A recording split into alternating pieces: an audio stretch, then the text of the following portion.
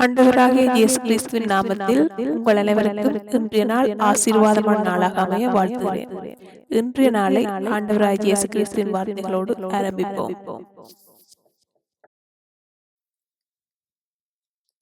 இன்றைய நாளுக்கான இறைவசனங்கள் யோவான் 7 அதிகாரம் 37 மற்றும் 38 வசனங்கள்.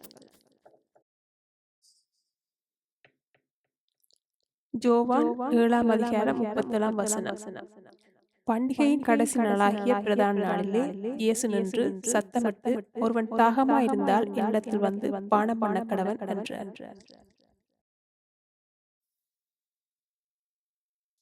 யோவான் 7 அதிகாரம் 38 வசனம். என்னிடத்தில் விசுவாசிக்கிறவன் எவனோ அவன் உள்ளத்திலிருந்து ஜீவ தண்ணீருள்ள நதிகள் ஓடும் என்றார்.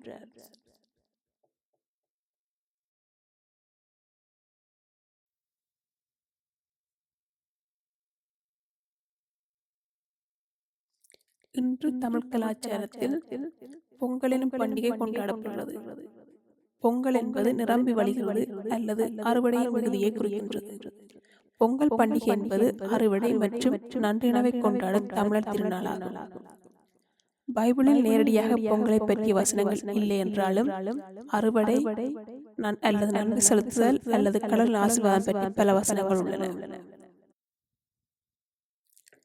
குறிப்பாக 1 தெசலோனிக்கேயர் 5 அதிகாரம் 18 வசனத்தில் எல்லாவற்றிலும் நன்றி செலுத்துங்கள் என்றும், சங்கீதம் 103 அதிகாரத்தில் கர்த்தரை துதியுங்கள் போன்ற வசனங்கள் பொங்கல் நோக்கத்துடன் பொருந்தும். மேலும் திருச்சபைகளில் பொங்கலுக்கு பயன்படும் சில இறை வசனங்களை பார்ப்போம். 1 தெசலோனிக்கேயர் 5 அதிகாரம் 18 வசனத்தில் எல்லாவற்றிலும் ஸ்தோத்திரம் செலுத்துங்கள், இதுவே உங்களை குறித்து கிறிஸ்து இயேசுவுக்குள் தேவனுடைய சித்தமாயிருக்கிறது. இது நன்றி செலுத்துவதின் முக்கியத்துவத்தை குறித்து நிற்கின்றது. சங்கீதம் 103 அதிகாரம் 1 மற்றும் 2 வசனங்களில் என் ஆத்மாவே கர்த்தரை துதி, என் முழு உள்ளமே அவருடைய பரிசுத்த நாமத்தை துதி. என் ஆத்மாவே கர்த்தரை துதி, அவருடைய உபகாரங்கள் ஒன்றையும் மறவாதே. இது கடவுள் தந்த நன்மைகளின் நினைவூறும் வசனமாக காணப்படுகிறது.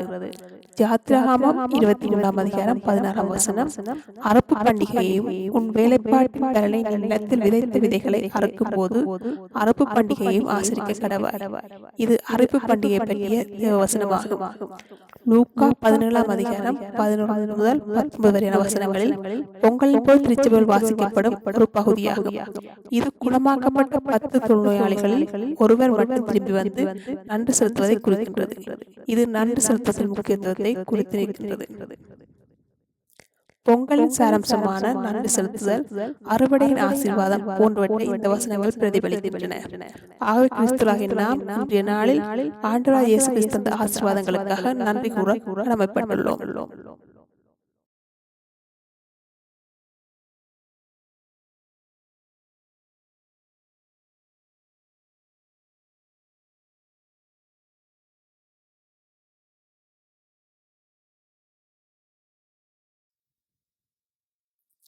இன்றைய நாளுக்கான ஜெபம். பரலோக பிதாவே, நீர் எனக்கு அளித்த மகத்தான ஆசீர்வாதங்களுக்காக உமக்கு நன்றி. நான் நினைத்து கூட பார்க்காத அளவுக்கு என்னை வைத்திருக்கின்றீர். எனது வாழ்க்கையின் ஒவ்வொரு தருணத்திலும் உமது பிரசன்னத்தையும் வழிநடத்துதலையும் உணர்கின்றேன். எனக்குள் இருக்கும் குறைபாடுகளை மன்னிப்பதற்கும் எனது தேவைகளை சந்தித்ததற்கு நன்றி. உமது நாமத்துக்கு மகிமை உண்டாவதாக. ஆமென்.